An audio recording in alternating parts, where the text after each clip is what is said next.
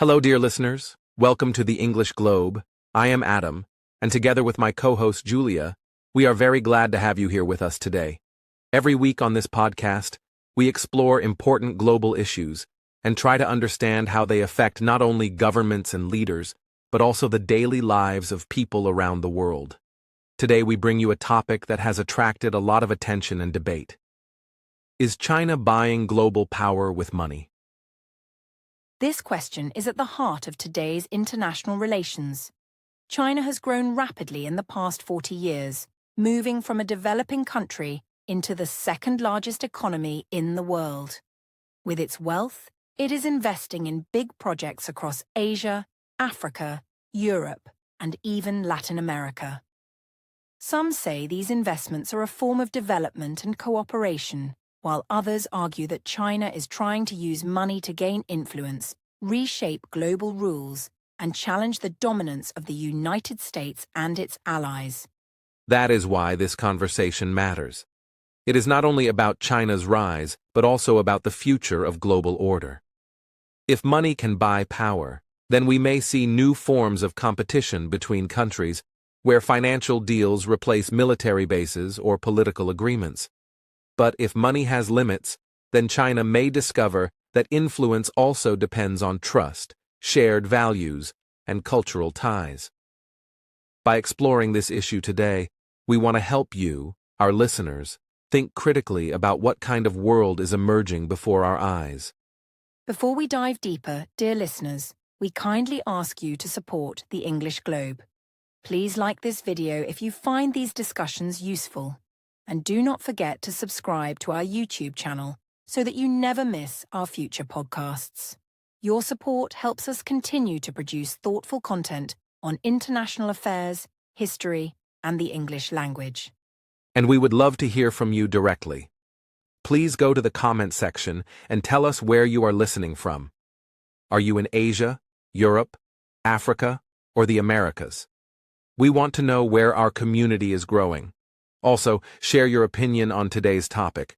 Do you believe China is buying power with money, or do you see its actions as normal economic development? Your comments will make our discussion richer and help us learn from your perspectives. So, let us begin this journey together. Today, we will move step by step. First, by looking at history, then by examining China's economic rise, the Belt and Road Initiative, its influence in Africa, Asia, and Europe, and finally, how the United States and other countries are responding. Along the way, we will ask if money truly brings lasting global power, or if there are limits to what financial investment can achieve. Stay with us as we start our exploration of this fascinating and complex question. To really understand the question of whether China is buying global power with money, we need to step back in history. This is not the first time that wealth has been used as a tool of influence. If we look at the British Empire during the 18th and 19th centuries, we see a clear example. Britain's power did not come only from its military. Its global dominance was closely linked to its economic strength, trade networks, and financial institutions. London became the center of banking and finance, and British companies expanded across continents. The empire built railroads, ports, and telegraph lines, not just for military control, but to make trade easier and bind distant lands into its economic system. In this way, Britain turned wealth into political and cultural authority. Yes, and when we compare Britain's historical example to the United States in the 20th century, we can see another version of the same pattern. After World War II, America emerged not just as a military superpower, but as an economic giant. It created institutions like the World Bank, the International Monetary Fund, and later supported the growth of global corporations. American money flowed into Europe through the Marshall Plan, which helped rebuild war-torn economies. But it was not simply aid. It also created deep political alliances and secured influence. America's rise shows us that money, when linked to strategy, can change global balances of power in profound ways. That's an important point, Julia. Wealth has often worked as a foundation for larger forms of dominance, but we should also notice that money alone has never been enough. Britain relied not only on trade, but also on naval power and colonies. The United States relied not only on investments, but also on its cultural influence, Hollywood, universities, technology, and the spread of the English language. So, the lesson here is that money works best when it is combined with other forms of power. Money builds roads, but ideas and values make people trust you or resist you. Exactly. And if we bring this back to China's trajectory, the question becomes, is China following the path of Britain and the United States, or is it doing something different? On one hand, China's Belt and Road Initiative resembles the infrastructure expansion of Britain, where railways and ports tied economies together. On the other hand, China is also creating new institutions like the Asian Infrastructure Investment Bank, which looks similar to what the US did after World War II. But there is one big difference. Both Britain and the US operated in times when they faced less competition. Britain was the first industrial power, and America rose after Europe was weakened by wars. China is rising in a world where the US, the EU, Japan, and India are already major players. That makes the question more complicated. If history shows us anything, it is that wealth can open doors, but sustaining influence requires more than just financial transactions. For example, Spain in the 16th century had enormous wealth from gold and silver taken from the Americas, but it did not build sustainable industries or institutions. As a result, much of its power faded, even though it had money. Meanwhile, Britain invested its wealth into industries, technology, and governance, which made its influence last longer. So what lessons can China draw from this history? The first lesson is that money creates opportunities, but it does not guarantee loyalty. Countries may accept loans, investments, or infrastructure projects, but that does not mean they will automatically support China's political goals. We can see this in Africa, where many leaders welcome Chinese roads and hospitals, but still maintain strong ties with the West. The second lesson is that soft power, the ability to attract and persuade, is just as important as economic muscle. America's global leadership lasted in part because people admired American culture, technology, and education. If China cannot create the same admiration, its money might buy influence for a while, but not permanent trust. That's very true. Another important lesson comes from the way financial dependence can create resistance. In the 19th century, when Britain invested heavily in Latin America, it built railways, ports, and industries. But over time, many Latin American countries began to resent the fact that their economies were shaped by British needs rather than their own. This resentment fueled nationalism and movements for greater independence. If China is not careful, it could face similar pushback, where nations feel trapped by debt or over-reliant on Chinese companies. I think that is one of the big questions for our listeners to consider. History tells us that wealth is powerful, but it is also fragile. A country can spend billions, but if the people in other nations feel exploited, they may resist or reject the influence. That is why the phrase buying power is so interesting. It suggests something temporary, like renting loyalty rather than owning it. For lasting global power, history shows us that trust, values, and partnerships matter just as much as money. And so, as we look at China's rise, we have to ask, is this truly a new path or simply a repetition of old patterns? Will China learn from history and combine its financial strength with cultural and political trust building? Or will it rely too much on money and risk repeating the mistakes of empires that faded? That is the heart of today's debate. China's trajectory has some echoes of Britain's trade empire and America's post-war aid. But the world has changed.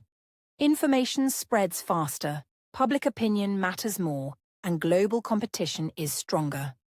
This means that while money remains a powerful tool, it might not be enough by itself to secure global leadership. So, dear listeners, We want you to reflect on this historical perspective. When you hear about China investing in roads, ports, or railways abroad, think of Britain building its empire through trade, or the United States strengthening allies through aid. But also think of Spain, which lost its influence despite its wealth, and of Latin America, where economic ties created resentment. History does not give us simple answers, but it offers warnings and lessons. And we are eager to know your views. Do you think China is learning from history and creating a smarter strategy, or is it making the same mistakes that others made before? Please share your thoughts in the comments below. Now let us move on to our next section, where we will explore the details of China's own economic rise, how it built its wealth, and how that wealth is shaping its global strategy. China's story of economic rise is one of the most dramatic transformations in modern history. In the late 1970s, China was still a poor and mostly rural country. Its leaders, under Deng Xiaoping, introduced reforms that changed everything. They opened markets, welcomed foreign companies, and created special economic zones. These reforms laid the foundation for rapid growth, lifting millions from poverty and setting China on a path to global economic power that surprised the entire world. The numbers tell the story clearly. Since 1980, China's economy has grown at an average of nearly 10% per year. This is the fastest sustained growth for such a large country in recorded history. In 1980, China's economy was small compared to the United States or Europe. Today, it is the second largest economy in the world. By some measures, such as purchasing power, it has already overtaken the United States, making China a central force in global economic affairs. China's rise is not only about GDP, it is about lifting more than 800 million people out of poverty, building modern cities, and creating a huge middle class. This new middle class has become a powerful consumer group, buying cars, technology, and housing. As incomes rise, Chinese companies gain the strength to compete internationally. What was once seen as the world's workshop for cheap goods is now also a center for advanced technology, green energy, and global brands. The question is how this economic success translates into international leverage.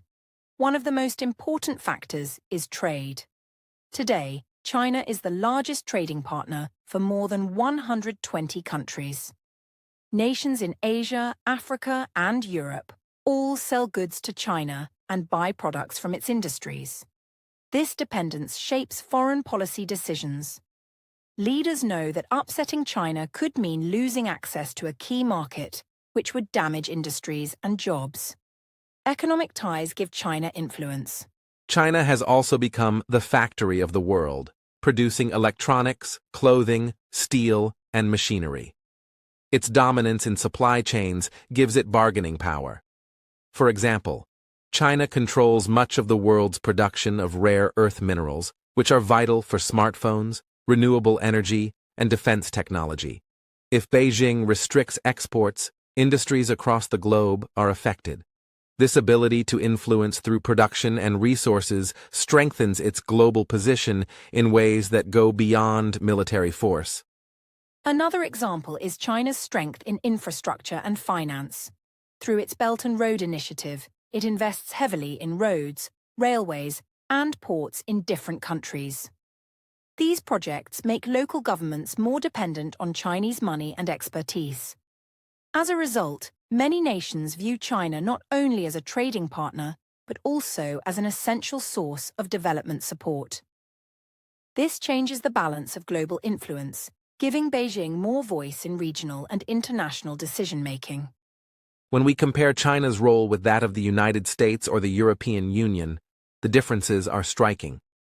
In recent years, China has overtaken the EU as Africa's largest trading partner. It has also become the top trading partner for countries in Latin America, Southeast Asia, and even parts of Europe. While the US remains dominant in finance, technology, and the military, China's role in trade and investment means that many governments think twice before opposing its policies. So what we see is that China's economic rise has already created leverage. Its GDP growth, industrial expansion, and trade dominance give it tools of influence that no other developing country has ever achieved so quickly. The big question, though, is whether this financial and trade power will last in the long term. Can China maintain its growth and convert this leverage into sustainable global leadership? Or will it face the same limits that history has shown us before? Now that we have examined China's economic rise, it is time to focus on one of its most ambitious projects, the Belt and Road Initiative, often known simply as the BRI. Announced by President Xi Jinping in 2013, the BRI is a massive global infrastructure and investment program. Its aim is to build networks of roads, railways, ports, pipelines, and digital connections that link China with Asia, Africa, Europe, and beyond. In many ways, it is the modern version of the ancient Silk Road. The official purpose of the BRI is to promote connectivity and development. China presents it as a win-win strategy, where it provides financing and expertise to help countries build much-needed infrastructure. For example, many developing countries face a shortage of modern ports, rail systems, and power stations. By offering loans and construction, China positions itself as a partner in growth. The scale is enormous. More than 140 countries have signed agreements with China under the BRI framework. Financially, the BRI is one of the largest international projects ever attempted. Estimates suggest that China has already invested hundreds of billions of dollars, with potential spending reaching into the trillions over the coming decades. The initiative covers not just physical infrastructure, but also digital infrastructure, including undersea cables, 5G networks, and e-commerce platforms. It is both a transportation strategy and a technological expansion. The ambition is global, and the impact is already visible. The reach of the BRI is impressive. In Asia, it connects China to Central Asia, Pakistan, and Southeast Asia with new highways and railways. In Africa, China has financed major ports, airports, and railways, such as the Standard Gauge Railway in Kenya and new industrial zones in Ethiopia. In Europe, projects stretch from Greece's Piraeus port, which is now majority-owned by a Chinese company, to rail links running into Central and Eastern Europe. This shows the initiative is not regional. It is worldwide. For many countries, the BRI offers something that Western institutions have not always provided: fast financing with fewer conditions.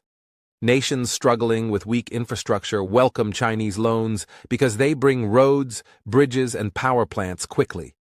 Leaders often highlight that China delivers visible results. In return, China gains strong relationships, long-term repayment agreements, and often strategic access to key trade routes. The initiative has become a tool of diplomacy as much as economics. But the reach also raises concerns.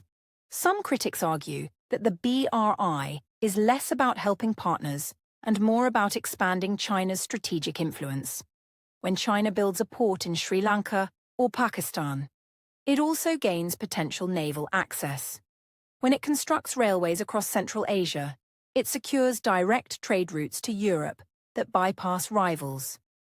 The fear is that China is not just building roads, but laying the foundations for political and military power. This makes the BRI highly controversial. This brings us to the debate. Is the BRI really an economic development project, or is it a strategic power tool? On the one hand, it is undeniable that countries gain real infrastructure from the program. Roads are built, electricity becomes available, and jobs are created. On the other hand, many of these projects leave countries with heavy debts to Chinese banks. In some cases, nations have struggled to repay, and China has gained long-term control over assets. The famous example is Sri Lanka's Hambantota port, leased to China for 99 years after debt repayment failed. The debt issue has led to accusations of debt trap diplomacy. Critics say China intentionally lends money that countries cannot repay, forcing them into dependency. Chinese officials strongly deny this, arguing that the projects are meant to benefit all sides. Yet the fear persists that Beijing is using money as a way to buy loyalty and secure control over strategic locations. This creates suspicion among Western nations, especially the United States and Europe, which view the BRI as a challenge to their influence. It is also important to see how the BRI strengthens China at home. By funding overseas projects, China creates new markets for its companies. Its construction firms, steel producers, and technology companies all gain business abroad. At the same time, the BRI helps China address overcapacity. Factories that produce more than the domestic market needs can sell to BRI projects. This keeps industries strong and workers employed, turning international expansion into a solution for domestic challenges. At the same time, the BRI boosts China's role in global governance.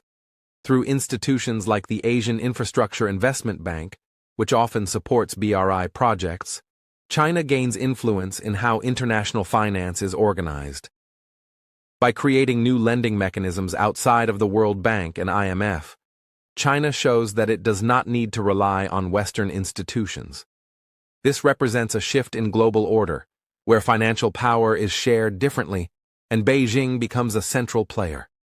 We should also highlight the symbolic dimension. The name Belt and Road recalls the ancient Silk Road, when Chinese goods traveled across Asia and Europe. By reviving this image, China is presenting itself as a natural leader of global trade, linking continents together. The symbolism is powerful. It suggests that China is not rising suddenly, but returning to a historical role it once held. This narrative appeals to Chinese citizens and also resonates with partner nations that see China as an ancient, stable civilization. Yet the risks are just as real as the opportunities. Some projects face serious criticism for lack of environmental standards, corruption, or poor planning. There are examples where railways are underused or ports remain quiet after billions of dollars of investment. If too many projects fail, countries may lose trust in China's promises. Already, some governments, like Malaysia in recent years, have renegotiated BRI deals, showing that the path is not always smooth. This leaves us with a key question. Is the BRI primarily an economic development program that benefits both China and its partners, or is it a carefully designed strategy to expand China's influence and reshape global power? Perhaps the truth lies somewhere in the middle. For China, the BRI solves both economic needs and political ambitions. For partner nations, it offers opportunities but also risks.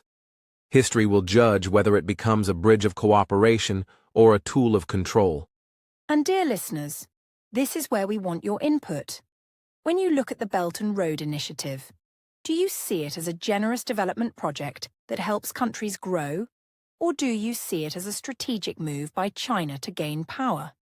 Please share your views in the comments. Your insights are valuable, and they help us understand how people around the world view this important issue. When we look at Africa, it is impossible to ignore how deeply China has invested in the continent's infrastructure over the past 2 decades.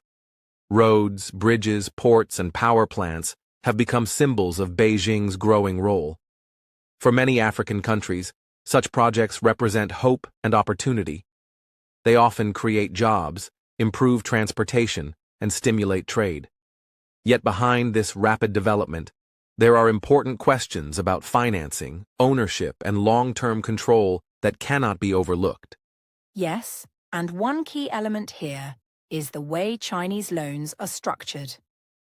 Many African governments borrow heavily from Chinese banks, sometimes with low interest, but often tied to specific projects or natural resources. This approach can bring visible results, but it also creates risks of high debt. If repayment becomes difficult, governments may face pressure to hand over strategic assets or give Beijing greater influence in domestic policies. That balance between growth and dependency remains a sensitive issue. Exactly. For instance, projects like railways in Kenya or dams in Ethiopia demonstrate the ambition of these partnerships. But critics argue that the financial burden can weigh heavily on national budgets. At the same time, supporters point out that traditional Western lenders often impose strict conditions, while China delivers funds more quickly and with fewer political requirements. The choice for African leaders is not always simple, as they must weigh urgent development needs against the danger of future vulnerability. Trade is another major dimension. China has become Africa's largest trading partner, importing oil, minerals, and agricultural products while exporting manufactured goods. This exchange fuels economic growth, but it can also leave African economies dependent on raw material exports. Without diversification, many countries risk staying locked in a cycle where they provide resources but struggle to develop strong industries of their own.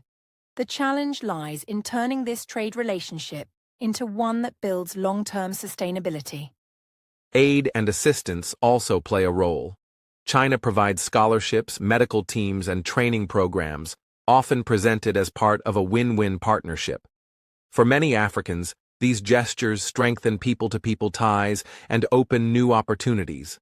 But some analysts suggest such aid is not purely humanitarian. It also builds goodwill, creates loyalty, and enhances China's political influence across the continent.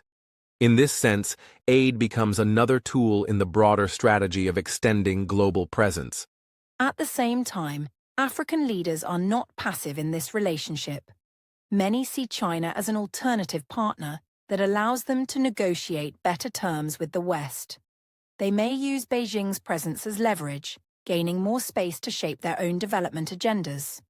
Still, critics worry that competition between external powers risks turning Africa into a stage for influence rather than a space for genuine empowerment.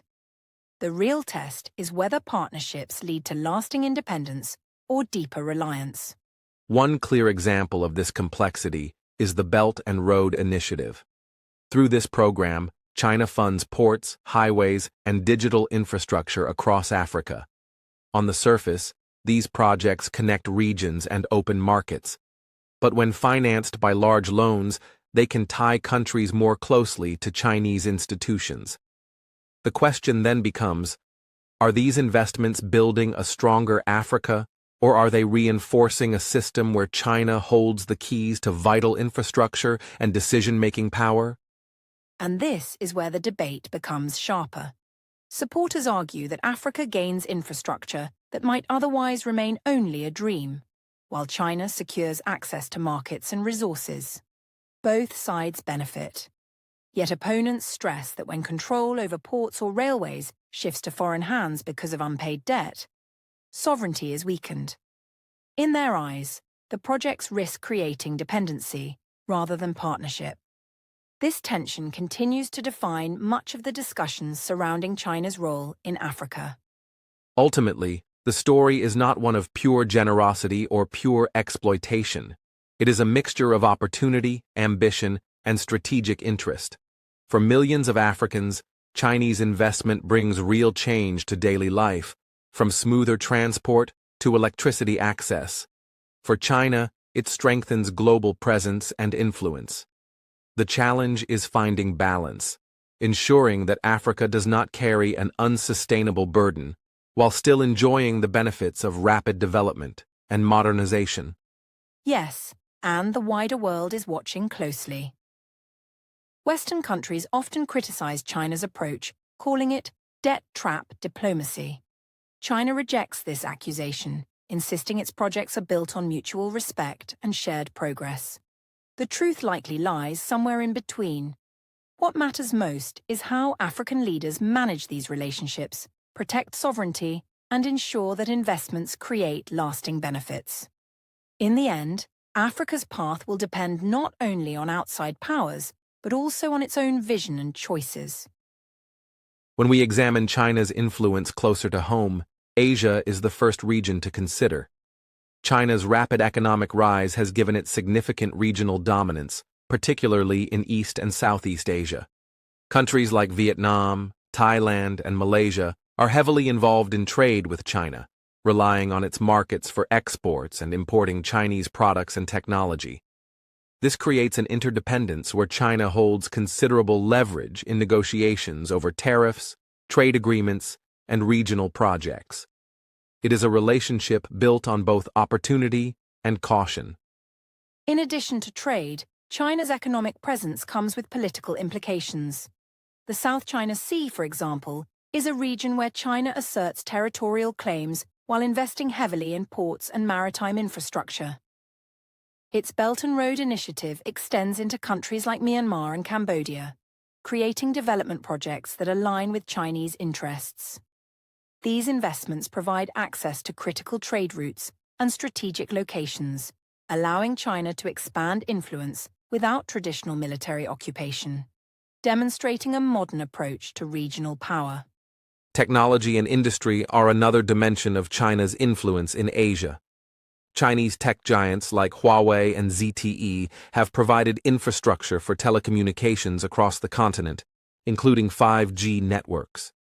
Chinese companies also dominate construction, energy, and manufacturing sectors in many neighboring countries. By embedding its firms and technology into essential industries, China gains both economic benefit and political influence. This dual approach strengthens its regional presence and makes it a central player in Asian affairs. Turning to Europe, China's reach is both economic and strategic. Chinese investments have targeted ports, railways, and industrial sectors across the continent. For instance, the port of Piraeus in Greece has become a symbol of Chinese influence in Europe. Acquired and operated by a Chinese company, it serves as a gateway for Chinese goods into the European Union.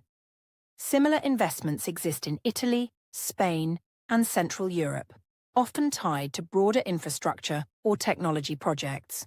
These engagements signal that China is positioning itself as a major European partner. The investments extend beyond ports. Chinese companies have acquired stakes in factories, automotive industries, and energy sectors across Europe. These acquisitions allow China to access technology, production capacity, and skilled labor.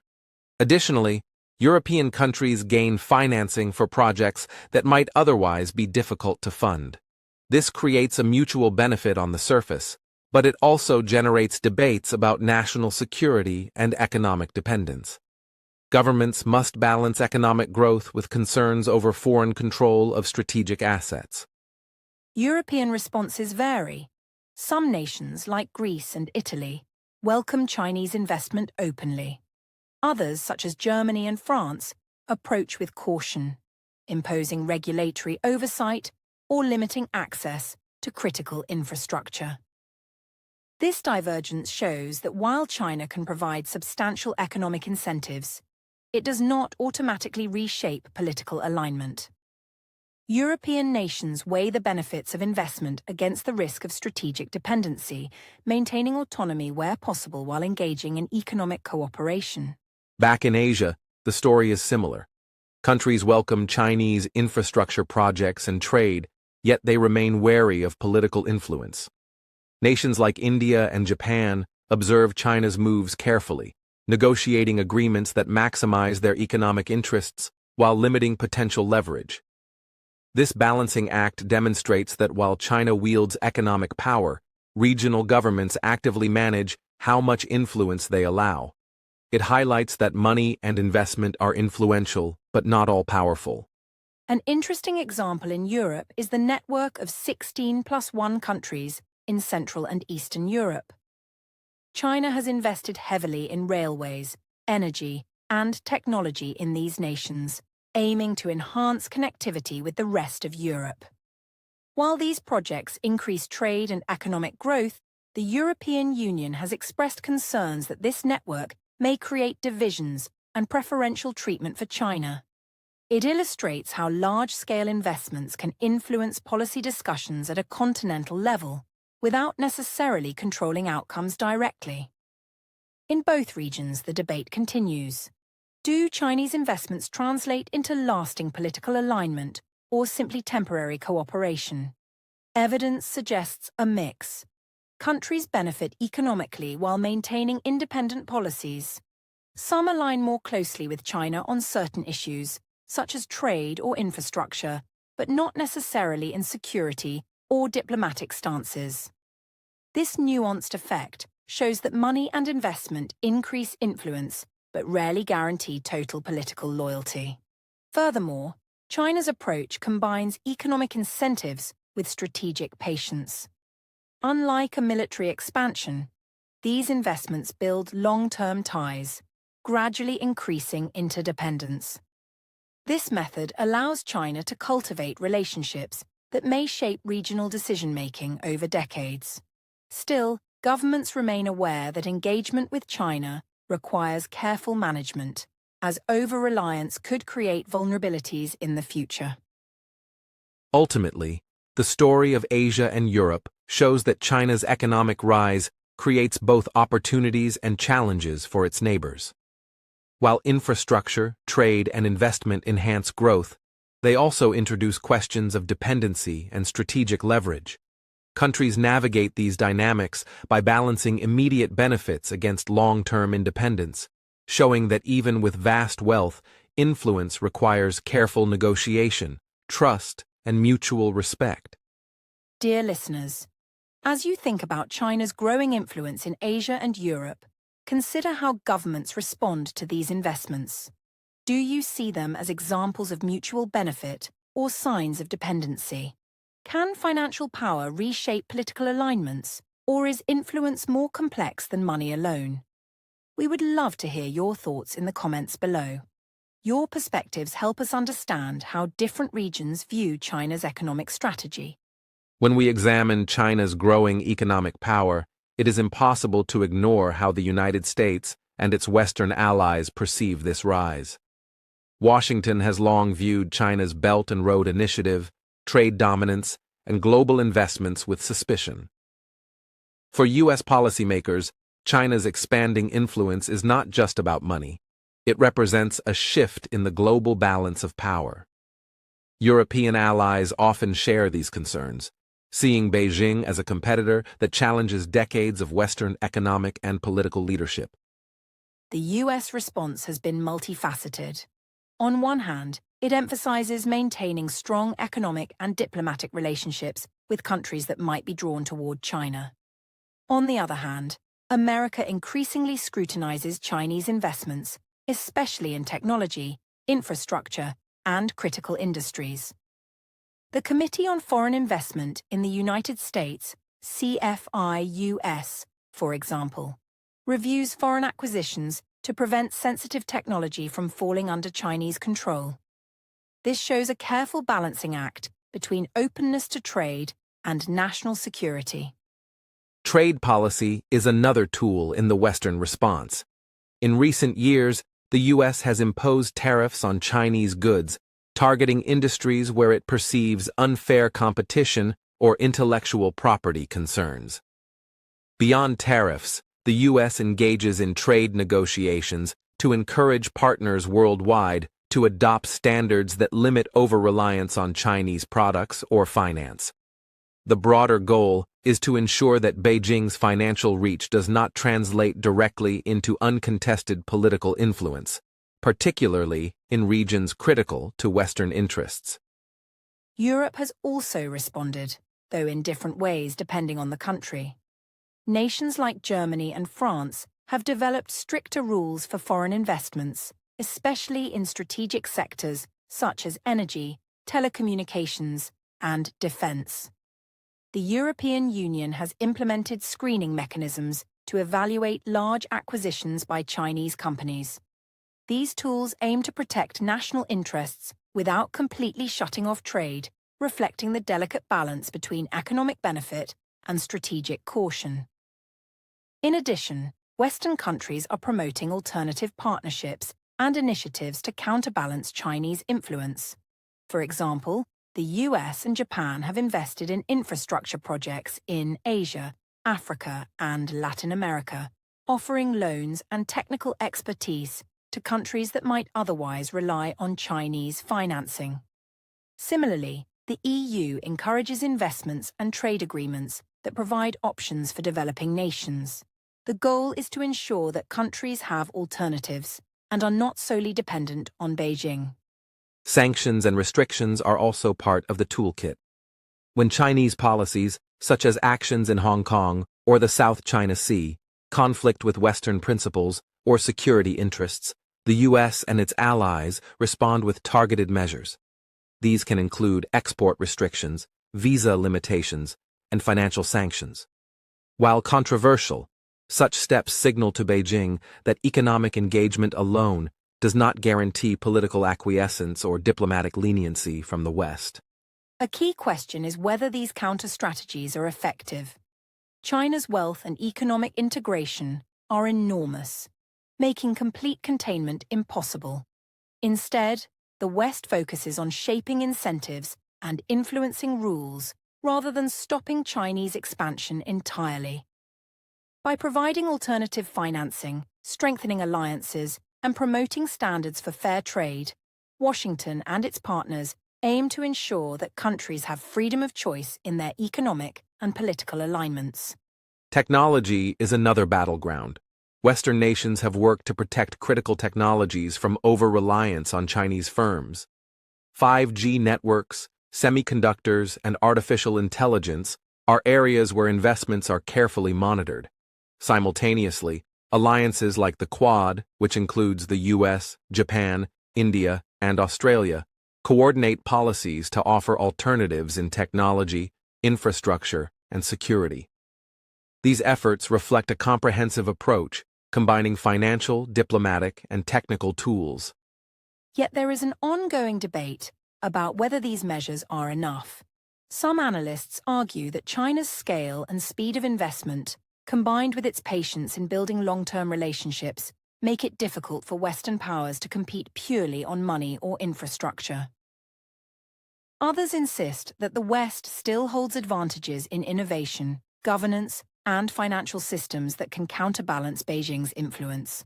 The truth may lie somewhere in between, with both sides influencing outcomes in different ways. Ultimately, the US and Western response shows that influence is not purely a matter of economic power. Diplomacy, alliances, rule-setting, and credibility all matter. While China can offer loans, ports, and technology, the West can offer alternatives, shared standards, and political support. The contest is not just about who spends more money, but who can shape the rules, norms, and perceptions that guide global interactions over decades. Dear listeners, consider this. Can the West maintain its influence in a world where China's financial reach grows every year?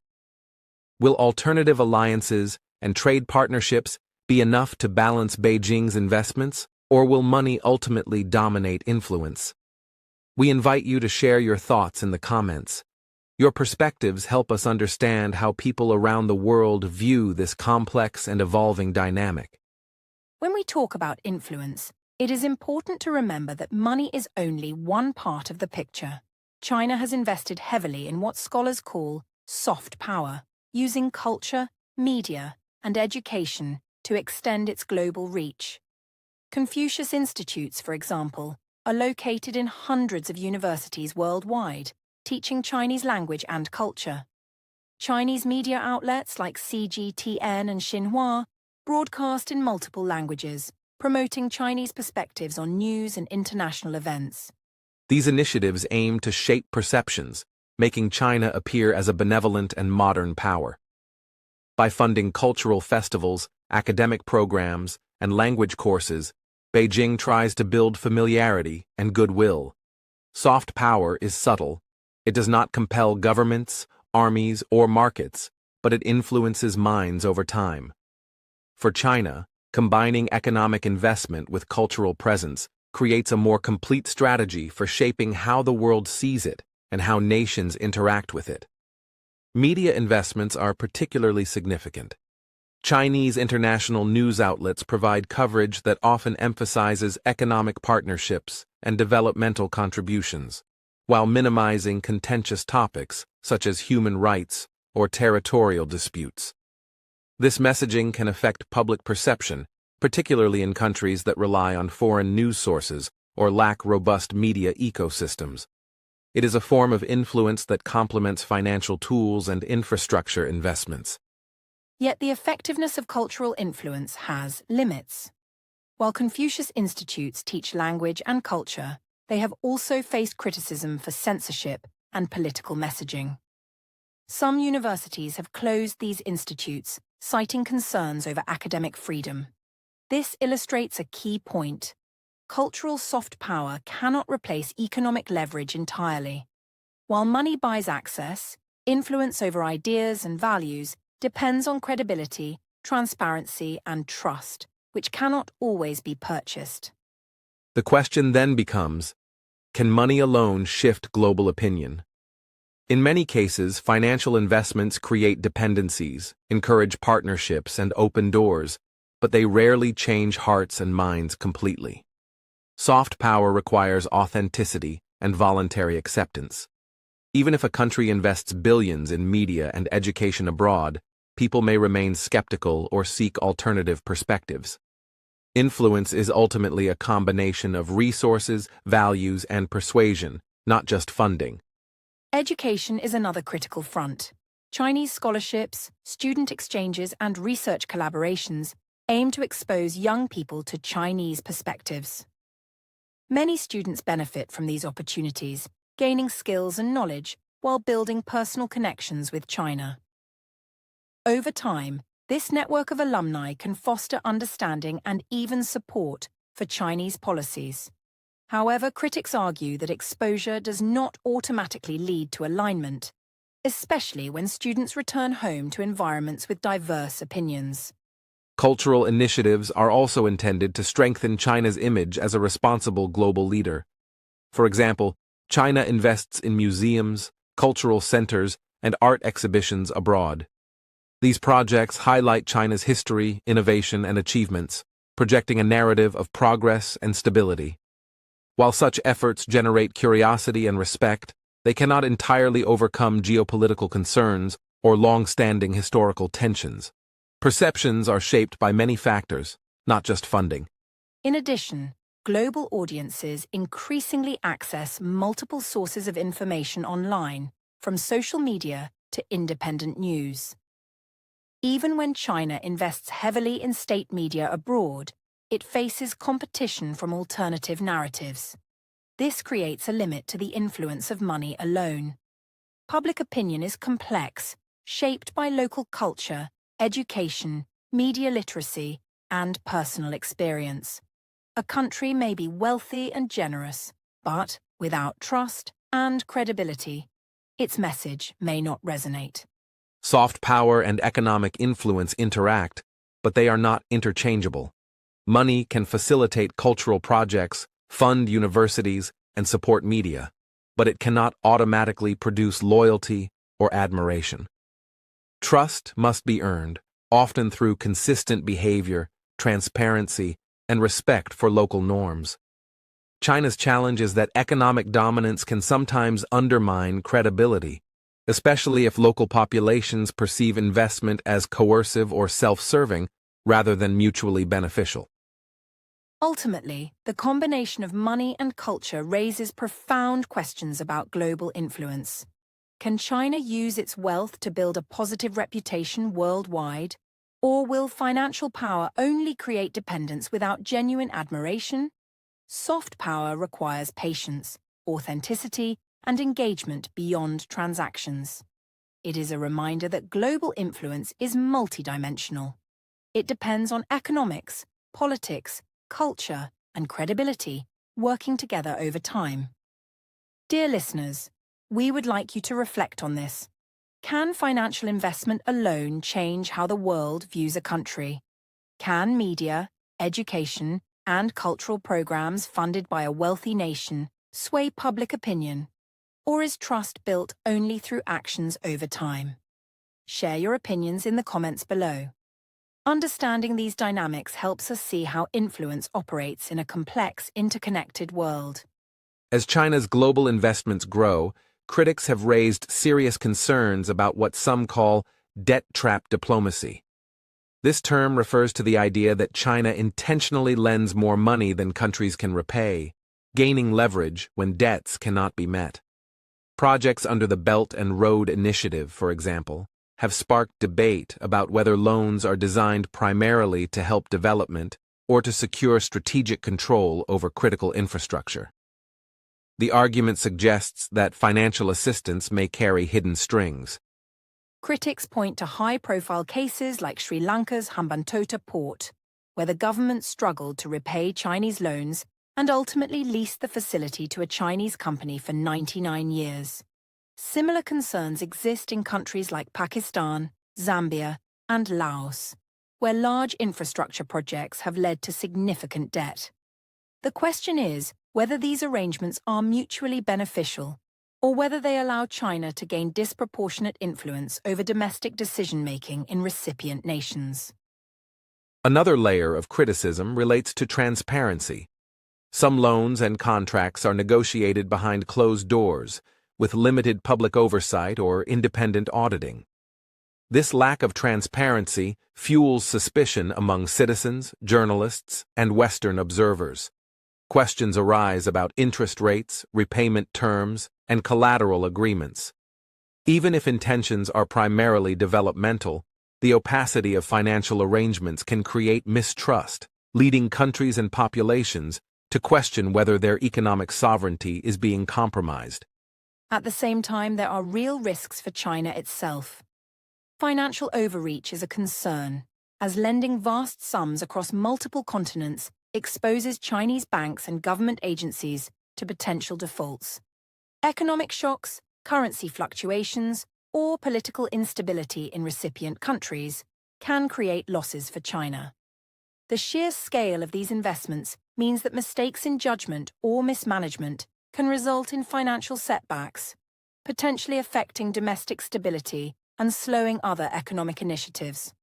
Backlash is another factor. Citizens and governments in partner nations sometimes react negatively to perceived foreign control over key infrastructure or resources. Protests, renegotiations, or contract cancellations can occur when local populations feel their sovereignty is threatened. For instance, in Malaysia, certain BRI projects were delayed or scaled back after political opposition argued that they favored Chinese interests over local needs. This demonstrates that financial power does not automatically guarantee compliance or goodwill. Furthermore, accusations of buying influence can damage China's reputation. While economic assistance may create short-term leverage, it can also generate suspicion among other nations. Countries receiving investment may be wary of political pressure, while rival powers such as the United States and European nations frame these activities as coercive. As a result, China's financial strategy may achieve some objectives but simultaneously undermine trust and complicate broader diplomatic goals. Debt trap diplomacy also highlights the limits of money as a tool of influence. Loans, trade, and investment can create dependency, but they cannot guarantee political loyalty or long-term alignment. Nations retain agency and can push back, renegotiate agreements, or seek alternative partners. Financial leverage is powerful, yet it is only one of many factors shaping global relations. Economic influence, while significant, does not replace diplomacy, credibility, and shared norms. China also faces strategic risks when economic overreach clashes with domestic priorities. Overextending financial resources abroad can create tension with domestic development needs or debt management at home. Chinese banks may face pressure if too many loans underperform simultaneously, potentially creating economic stress. Balancing ambitious global projects with domestic stability is a continuous challenge, illustrating that using money as a tool of influence carries inherent vulnerabilities. Additionally, the perception of coercion or undue influence can strengthen resistance rather than compliance. Countries may welcome investment for immediate benefits, but resist long-term obligations perceived as unfair. Regional organizations, international institutions, and civil society actors may scrutinize projects and challenge terms. Money can open doors, but it cannot force trust or cooperation, highlighting the complexity of international influence in a multipolar world. The broader lesson is that money creates both opportunity and suspicion. Financial investments can accelerate development, expand trade, and increase leverage, but they also invite scrutiny, debate, and potential backlash. China's experience shows that the very tools of influence, loans, infrastructure, and trade, carry risks of overreach, mistrust, and political resistance. Influence is rarely simple.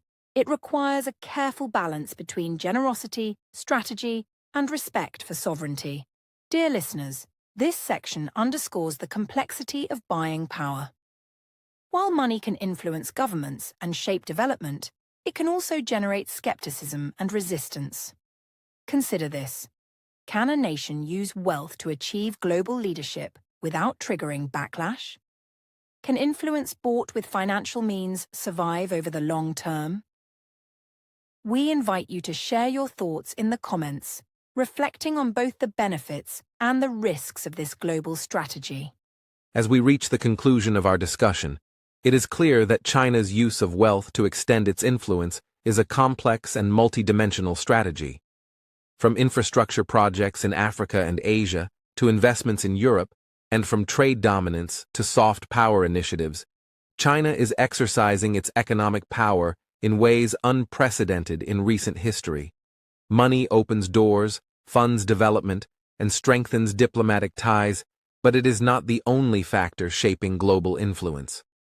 Throughout this podcast, we have explored historical examples of nations using wealth to gain power, showing that money alone rarely guarantees sustained global leadership.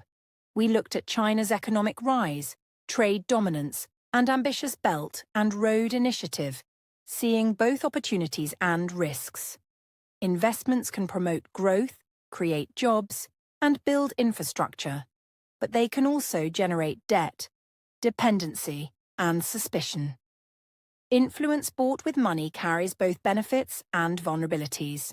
In Asia and Europe, we saw that Chinese investments are welcomed for economic growth, yet they also raise concerns about strategic leverage. Western responses, including trade alliances, investment screening, and alternative financing, show that money can be counterbalanced by rules, partnerships, and diplomacy. Soft power initiatives, such as Confucius Institutes and media investments, attempt to build cultural influence, but they face limitations and require credibility beyond financial support. Reflecting on all this, we must ask, is China truly buying global power? Or is it gradually building it through a combination of wealth, strategy, and influence? The answer is likely nuanced. While financial resources allow China to project power and gain strategic advantages, they cannot automatically produce trust, loyalty, or legitimacy. Partnerships depend on perception, mutual benefit, and respect for sovereignty. Influence is earned as much through reputation and relationships as through economic clout. Moreover, critics and risks highlight the limits of financial power. Debt trap diplomacy concerns, financial overreach, and political backlash demonstrate that relying solely on money carries inherent dangers. Countries receiving investment may benefit in the short term, but resist long-term obligations. Public opinion, domestic politics, and global scrutiny all shape the effectiveness of wealth as a tool of influence. Money can open doors, but it does not guarantee that others will follow willingly. The combination of economic, cultural, and strategic initiatives shows that China's approach is both ambitious and cautious. By investing abroad, promoting trade, and cultivating soft power, China seeks a multi-layered form of influence that extends beyond simple transactions. Yet global observers, including the US and European nations, are carefully monitoring these developments.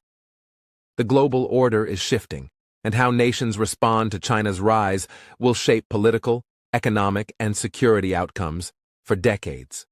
In conclusion, we see that money is a powerful tool, but influence is never automatic. Wealth can facilitate relationships, fund projects, and create leverage, but it is not sufficient alone. Credibility, trust, and legitimacy are equally important, and they cannot be purchased directly.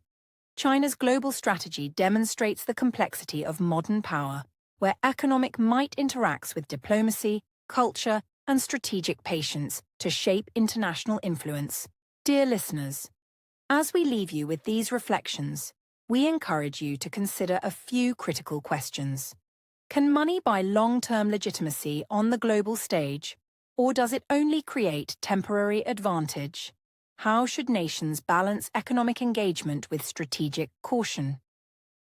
What does China's rise mean for the future of the international order and global partnerships? These are questions without simple answers, but they are essential for understanding the world today. We invite you to share your thoughts in the comments. How do you see China's global strategy unfolding? Is it a genuine path to leadership, or is it a risky attempt to buy influence that may not last? Your perspectives help us explore these complex issues together. Thank you for listening to the English Globe. Stay curious, stay informed, and remember, understanding global power requires looking beyond the headlines to see the forces shaping our world.